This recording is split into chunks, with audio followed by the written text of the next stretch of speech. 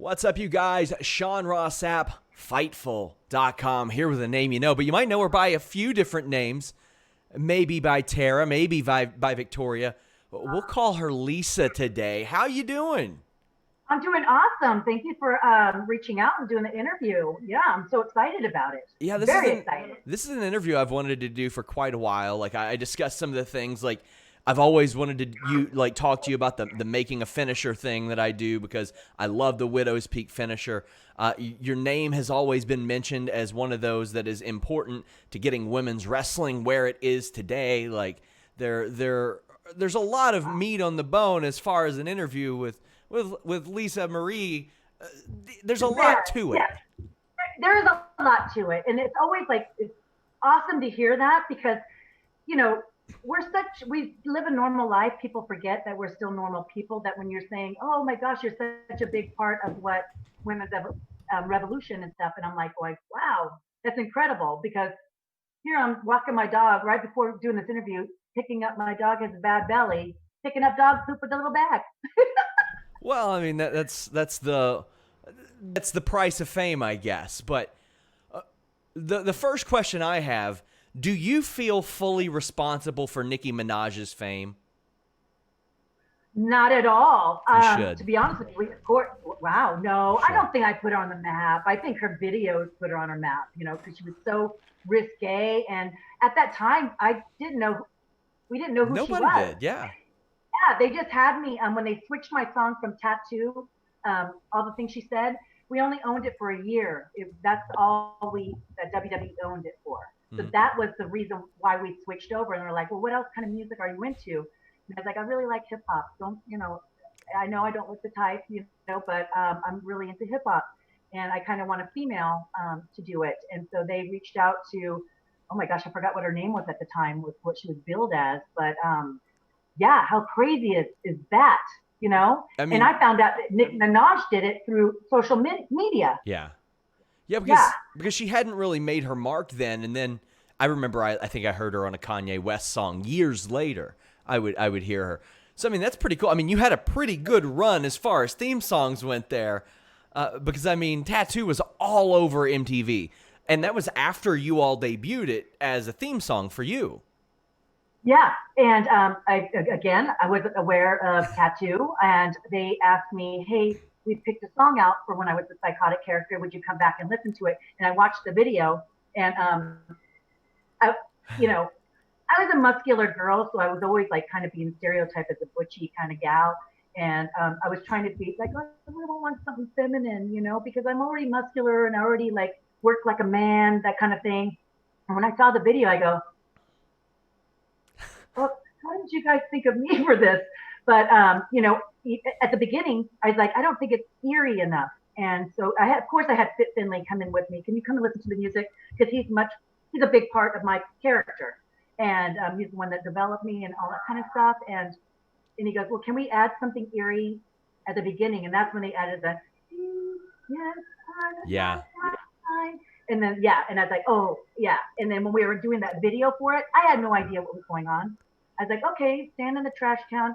And we turned around because my head was supposed to look like it's turning around. Yeah. If you ever look at that video, my hair is like this. And you should be able to see the hair go around me like this. But I was standing in a trash can and they just turned me around. And doing the hand thing, they just said, just keep on putting your hand in the camera. Of course, you never ask why. Yeah. You're just like, okay, they know what they're doing. They've been doing this for years. Okay. And then when I saw the final product, I was like, whoa, this is so awesome. And the reaction from the fans to that song was amazing. So so they showed you the actual music video that Tatu had did to kind of prepare you, right? Yes. So that was schoolgirls making out in the rain, if I remember correctly. And I was like, what? Why did they think of me for this? What? And then I started getting scared. Are they going to have me do a lesbian gimmick? Do you know what I mean? I think public knows. I mean, I'm married. I was my ex-husband.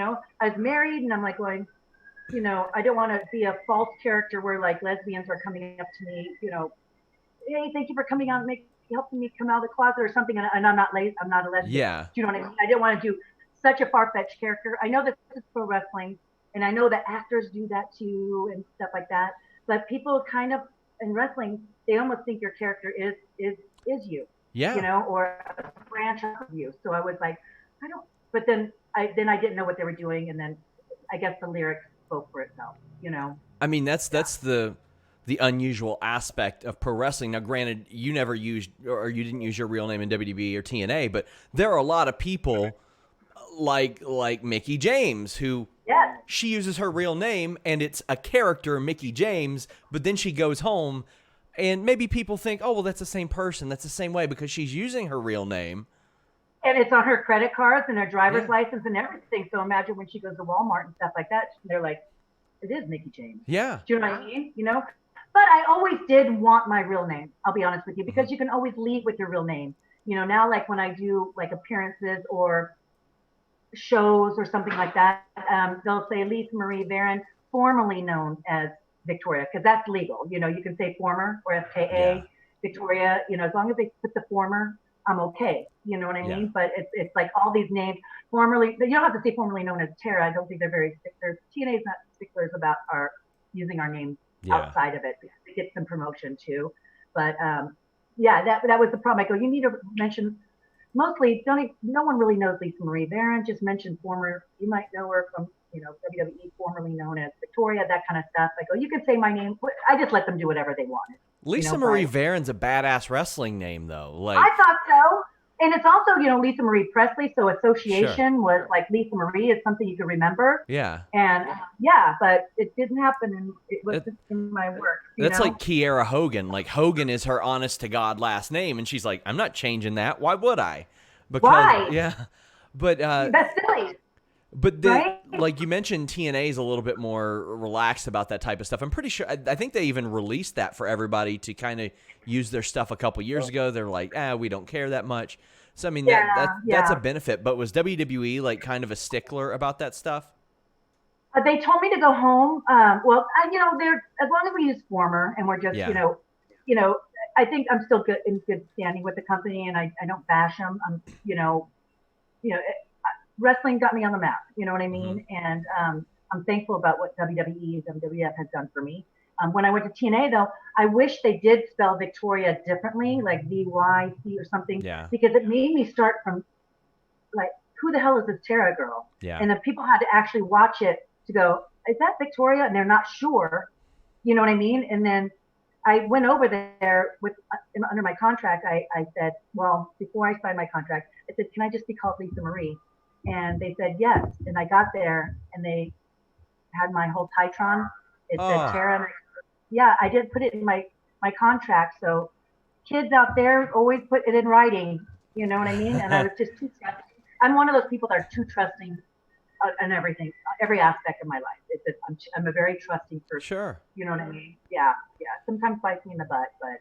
You mentioned you think you're in good standing with WWE. That was a thing that a lot of people, when they found out I was doing this interview, they wanted me to ask about, because you haven't been featured, you haven't been brought back or anything like that. But like, do you maintain a positive relationship with them? I think so. Honestly, I don't think I've done anything horrific or. If you're still getting those royalty checks, they like you. Oh yeah, my $25.95. Oh no. It's a DVD, so it's not. Our royalty checks are. It is. Yeah, we all call each other a little bit giggle about it. You know what I mean? Because the royalty checks have gone down so much. I think people are thinking that we're rolling in the dough. That's not the case. We all have to, after wrestling, once you're out, and you have to maintain some kind of job or independence or Comic Cons or WrestleCons and stuff like that. So you still need to make a living. It's I think people were shocked that I went back into the waitressing, not recently. I quit though recently because of God TV has taken off so big. Yeah. So it was time consuming, and I was missing out on interviews that people want to do on Mondays, and I was at work during the day. It's like, can't they just do it Wednesday or Thursday when I'm off? I'm like, I only work 2 days a week, and I just felt like I was missing out and I wasn't contributing, and so I was like, I'm gonna quit my job.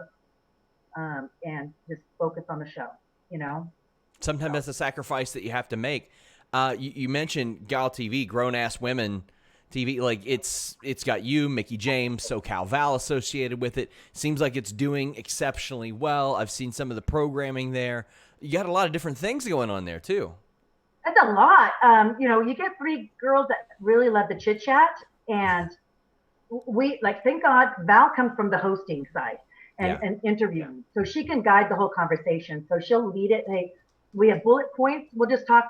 We don't have anything like we're gonna say. We're just like, hey, let's make sure we get this fan question in. Yeah. Let's make sure we have the God of the week. That kind of stuff. But we all go on tangents, and thank God that SoCal Val is self-taught in editing, because that poor girl does the editing, and we go off on tangents and just, we do pre-record just because we want to watch the product to say, oh, I don't know if I want to really mention that. That's not really important. That kind of, or I'm talking too much. Why don't you have Nikki talk a little bit more?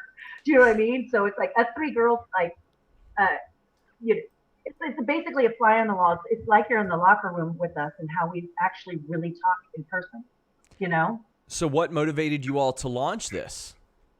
And Mickey James came up with the grown-ass woman saying prior to this, she wanted to do a show with Alicia Fox. And then Alicia Fox didn't want to have to do anything. And then Mickey was talking to SoCal Val. I was also talking to SoCal Val. And I was talking to ODB about doing a show. Yeah. And SoCal Val, Mickey reached out to me. We want to do a show. Would you be interested in it? And I was like, heck yeah. With SoCal Val, Mickey and myself, heck yeah. That's a no-brainer. Yeah. Yeah. So I was like, well, yeah, I'm on board. That's all it took. And then we started. My God, it happened fairly quickly.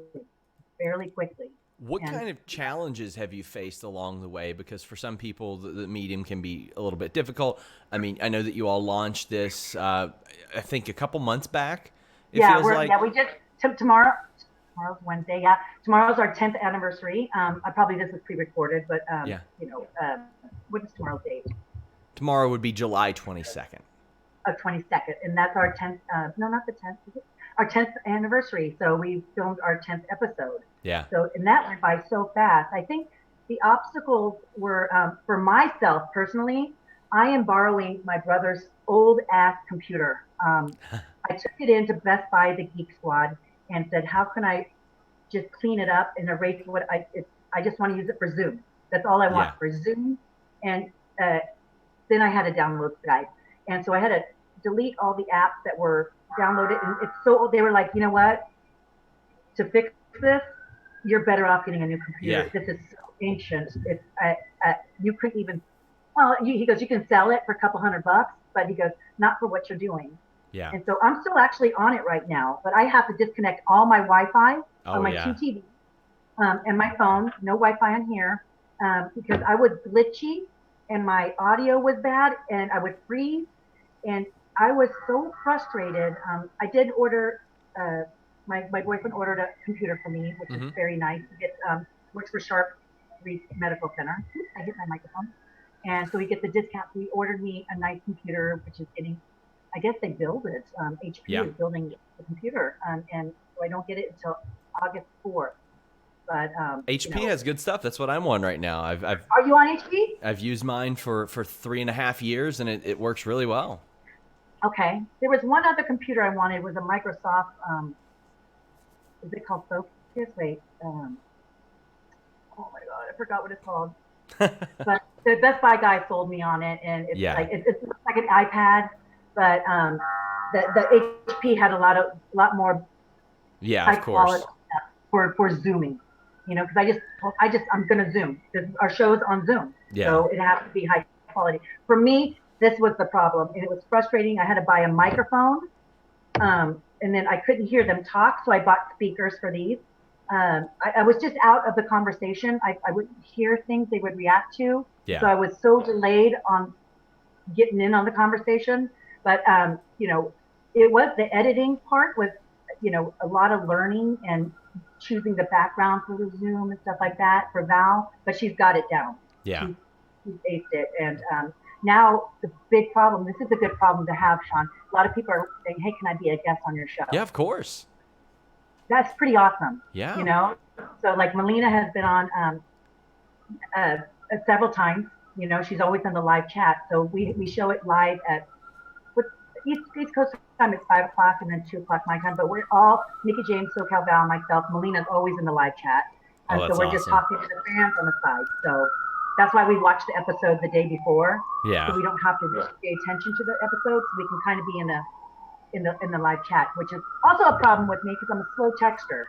That's why I told you when I was sending you a message on your phone, and you don't have an iPhone, so I had to go to the audio message to send you an audio. But by the way, your iPhone has a calendar built in, right?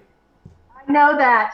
I have an old school paper calendar. I need to see it physically on the wall going, what is this day? What's that? I can't go on my calendar and you'll get reminders. Yeah. But I need to see what's going on that day. I'm just very old school. Man.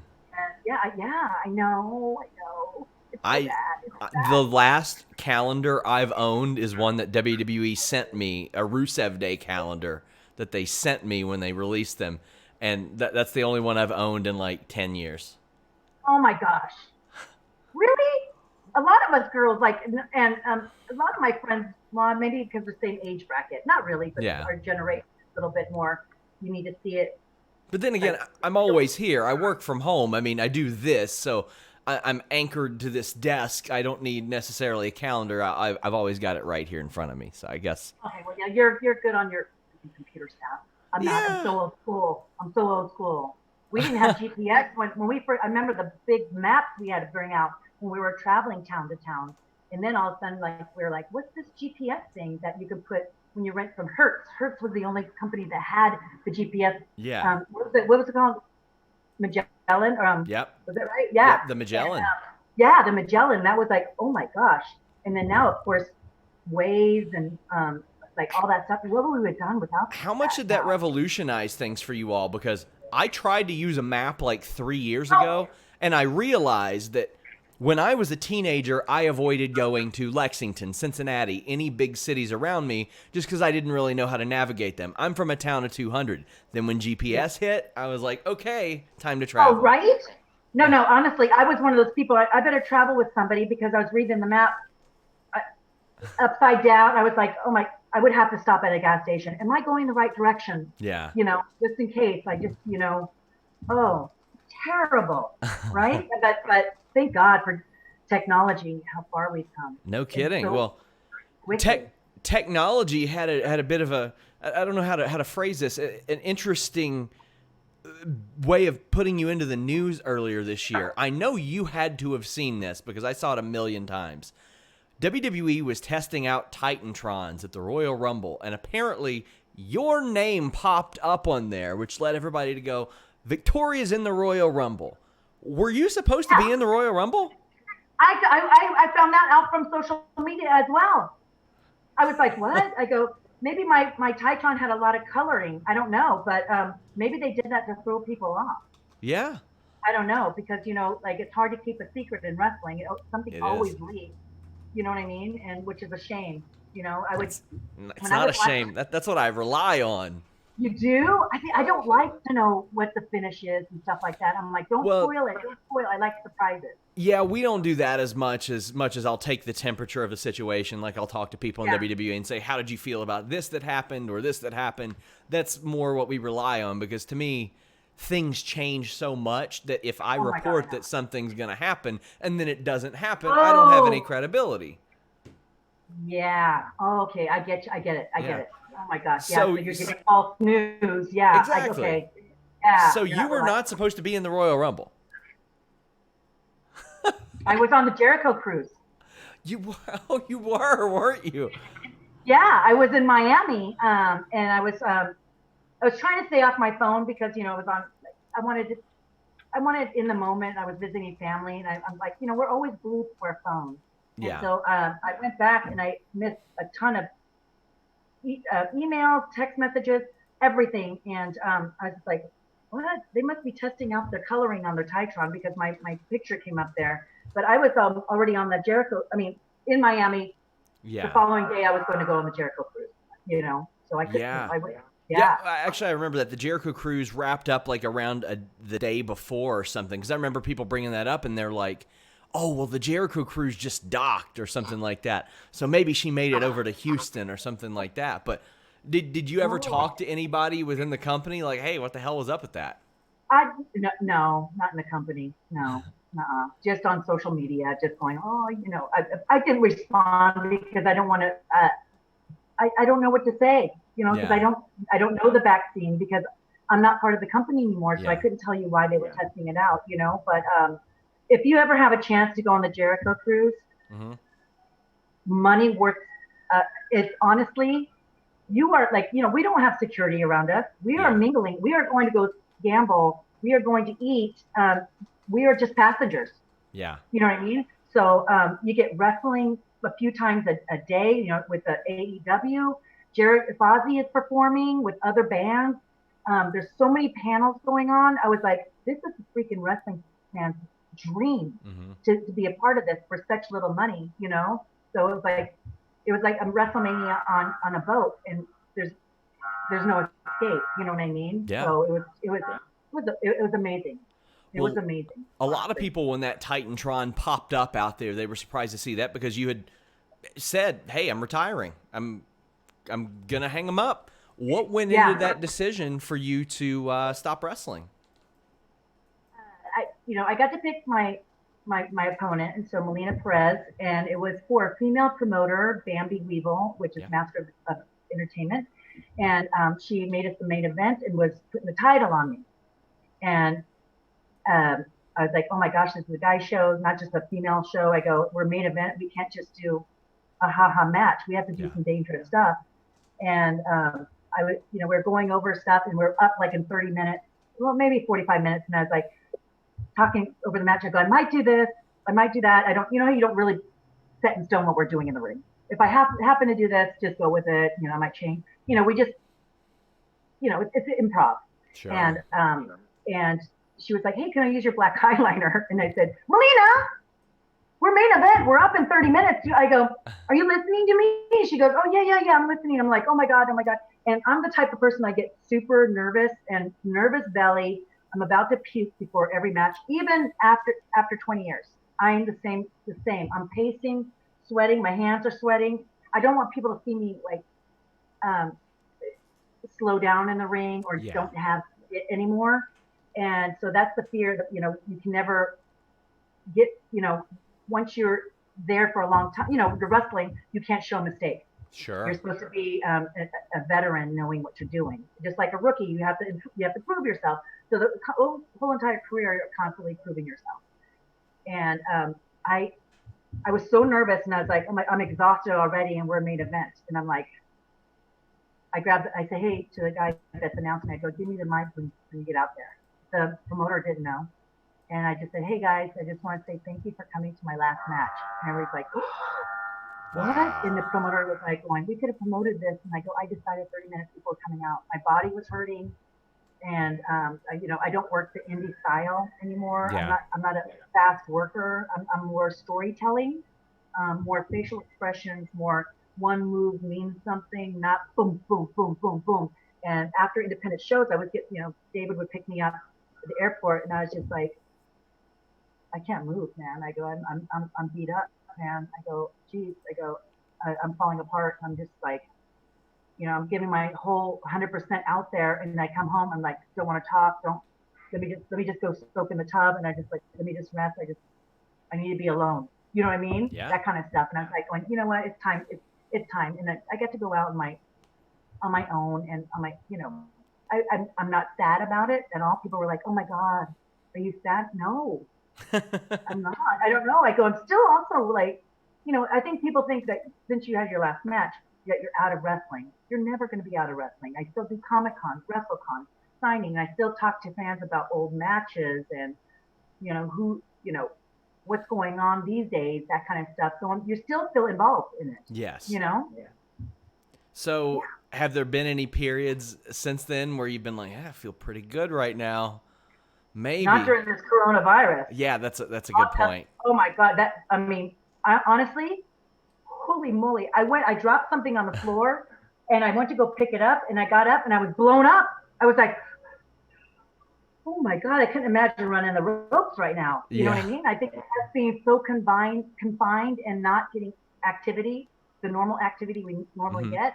I'm so out of shape. I would have to really, really hit it hard at the gym. And I'm one of those people, I'm really super cautious about this. My boyfriend David works at Sharp. He does the screening. He screens patients for the COVID. His sister also is on the, when a huge epidemic happens, she gets on the plane and goes to Arizona. Bless them. And then there's like a flood or something like that. She flies to Israel or something like that. And so I'm hearing the horror stories, and this is nothing to take as a joke or like, oh, it's a scam. This is the government. I'm not one of those people. I'm one of those. Hey, put your mask on. Hey, wash your hands. Because what's the worst that could happen when you put on a mask? I know. Worst case scenario, you're slightly inconvenienced. And you can't breathe. That's it. That's the thing. Kane lasted 56 minutes in the Royal Rumble and eliminated 11 people with a mask on. You know what? And he voted against masks. In his state, he voted against masks. I had no idea. Isn't that amazing? Really? Yes. I had no clue. It became an internet meme that the guy who wore a mask for 20 years was like, no masks. Oh my, I did not know that. Maybe he's just sick of them, I guess. I don't know, but just, it's just smart to be safe. Like, sure. I just don't get it. But, so if an offer were to come along and WWE were like, hey, you know what? We're doing the Mae Young Classic. Hey, we're doing Royal Rumble. We would love to have you in because, quite frankly, they've had a lot of women that have made history for them pop in and do matches here and there. Evolution 2, anything like that. Is that something you'd consider? I would consider it. I would have to ask exactly what the details are. I'm not going to go back and then just, while the girls are going in the ring and say, hey, have a good match. And that's it. That's my cameo. Yeah. I'm not going to go back to that. I would like to get, what they say in the business, to get my shit in a little bit. Yeah, of course. Well, you got some pretty good shit to get in. So yeah, I just don't want to come in as just like seeing in the background chit chatting. I don't want that. I would want to do something. I mean, quite frankly, not big. I don't have to win a match or anything like that. I don't mind putting the girls over and that stuff like that. But to go back and like going, that's it, and then because you see on social media, that's all, and you're like going, wow. I want to see Sasha Banks sell a widow's peak. Like that's what I like. She's one of the best out there. I would love to see that. Yeah. I remember you saying after your TNA run wrapped up, I remember you saying, you never say never, but I'll probably never go back to TNA. Now, it's like 40 regimes later, so, when a lot of people say that, like, it's not even the same company anymore. You're right. Name. That was back, I'm sorry to interrupt you, but, it is different bosses there now, but at the time when I was there, the corporate side of it, I wasn't a big fan of, and just how things were ran and stuff like that. But, Gail's one of the producers, Scott and, Demore is, they have good people, and I never say never again. You know what? I should have never said that, but you never know.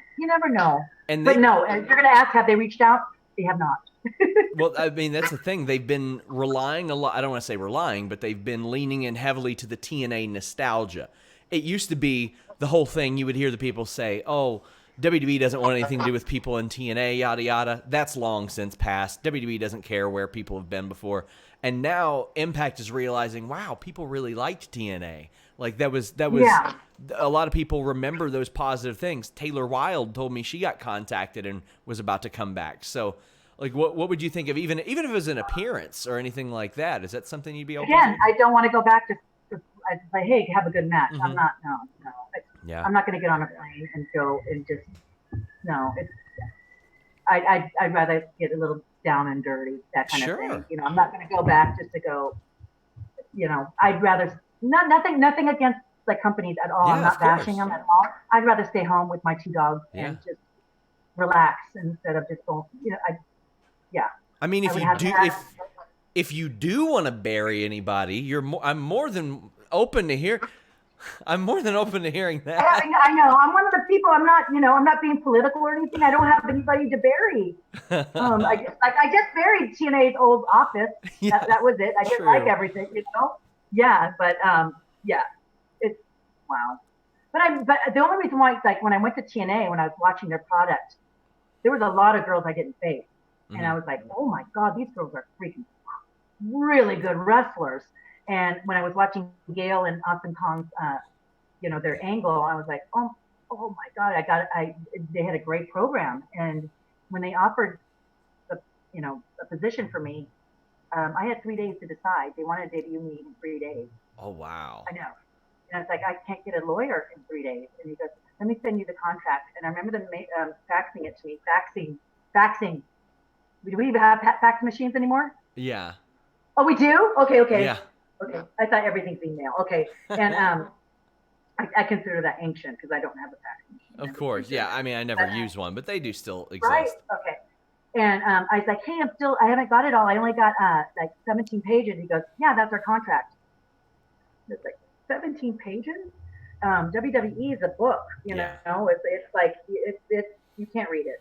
You have to hire somebody. Yes. And I was like, and I decided to go back, and I said they wanted to sign me for a couple years, and I said, let me just do a year and see how I like it, get my toes wet, and if I'm happy with, I don't want to, because at the time I was like I think I want to be out of wrestling. I wasn't sure.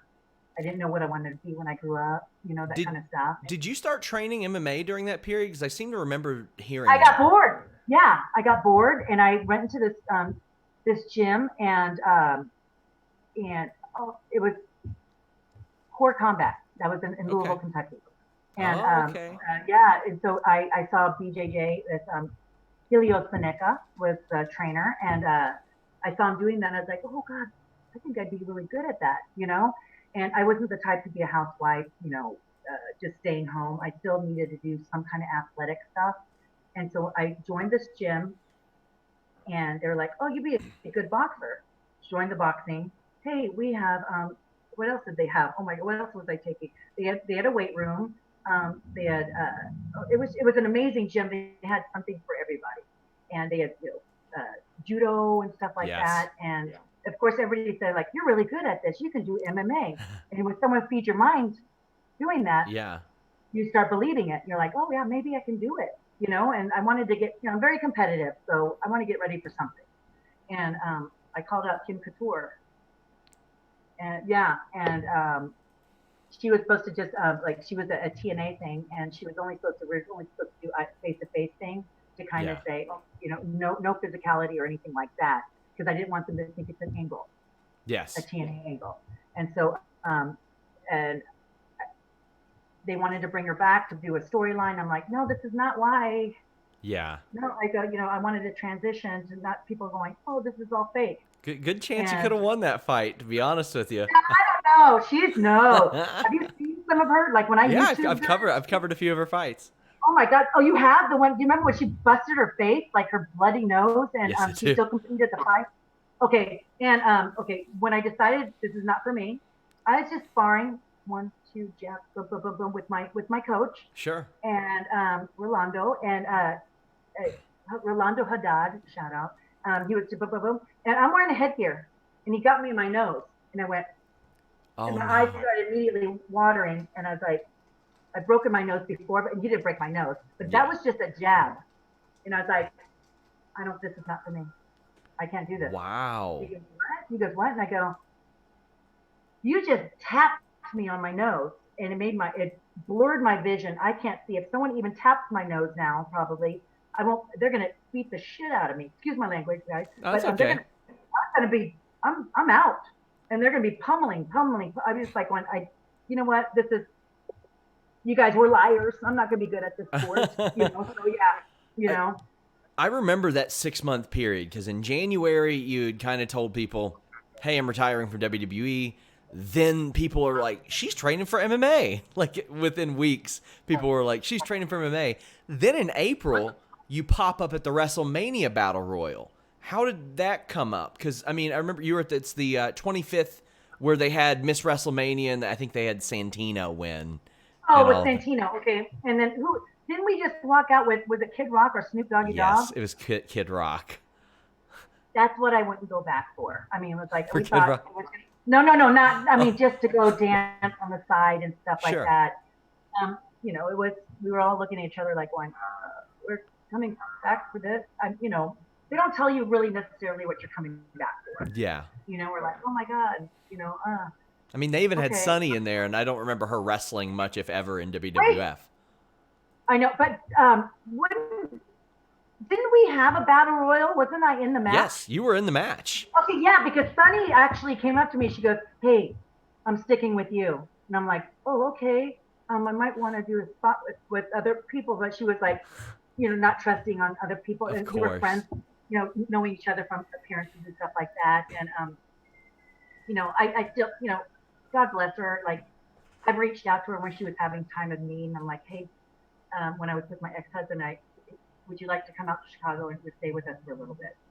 And that was my ex-husband's idea. I could not believe it. I was like, because, you know, maybe she just needs to be on the right track, kind of know how to get back to normal, what life outside of wrestling is. Sure. And yeah, but yeah. I hope things get better for her, for sure. So do I. I don't really, honestly, I don't know what's going on with her in the last couple years. I'm like, I'm still out of the loop. Yeah, it's a little rough, but hopefully, you know, nobody's beyond helping or saving in that regard, in my opinion. Right. So how did WWE contact you for that? Because, I mean, you had already wrapped things up and it had been out for 3 or 4 months. I just got a phone call from Talent Relations. "Hey, would you like to come back for WrestleMania?" And I go, "I have a booking already scheduled for that, a signing." And, you know, and they said, "Well, we'll match what they're paying you or whatever." And I said, "Oh, I can't do that. I'm not one to cancel." And they're like, then they offered a little bit more money. And I was like, okay. I got bills to pay. Yes, I got to take care of myself. You know what I mean? But, you know, that's how it happened. It was just easy. One phone call. That was it. And you then, know? Then the next month you were in TNA. I know. I know. Honestly, when I did retire from WWE, I didn't have any plans to go to TNA. Mm-hmm. It wasn't in the back of my mind. I wasn't leaving WWE to go to TNA. I was leaving because I really was, you know, my character, fans were not believing in my character. How could you lose to this person? This, blah, blah, blah, blah, you know, and you want still people to believe in the character or the fighter or, like, you know, the strong gal and stuff like that. And I remember asking them, I go, you know, "Do you see a belt to my future?" And they're like, you know, they were very honest with me. And I was like, okay. And I wouldn't mind staying if they were saying, "Hey, we want you to be like a Fit Finley. We want you to stay to help train the girls." You know what I mean? And maybe elevate the girls and stuff like that. I wouldn't mind that, but I was not wanting to hate the business. I didn't want to be bitter when I left. I still love what I do. Let me get out while I still love it, because I'm not going to be one of those people that write that book or the people that talk so bad about the company, or like going, I don't think we would be at this Comic-Con without that company. You know, Victoria would be signing autographs, you know what I mean, without that company. So I didn't want to be that bitter person. I don't like hearing it. It's just a bad conversation when you get stuck in those conversations with people bad mouthing. You're just like going, "Oh my God, get me out, please, phone, ring, ring, ring, ring." You know? Yeah. So as we wrap up, would you ever be interested in helping out with creative or doing agent work or anything like that? Because obviously you have a lot of knowledge to impart upon people. I would absolutely be interested in that. That would be more up my alley. I think I was good with the rookies.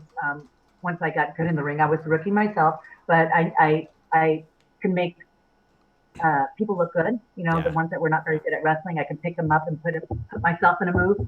And you know, I wasn't upset for jobbing out. Like, I was okay. You know, I remember telling the office, "Hey, give me Christy. She doesn't have very much wrestling experience. Give me to her. I'll make her look like $1 million. I don't care how much I lose and stuff." And then I came back to TV.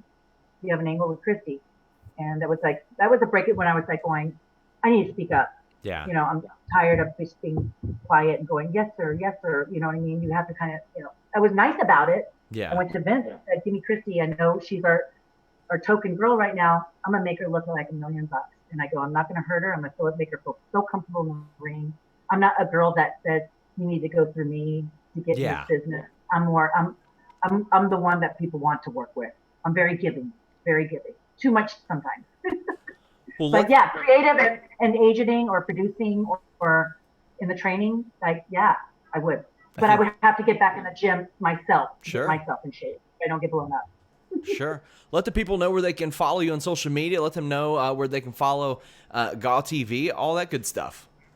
Yes, we hardly talked about GAW, but we did. We GAW talked about it quite a bit. That's part of my whole life right now. But okay, we're on GAW TV, the social media. I'll send you all the links so you can probably maybe put it across our face. Yeah, of course.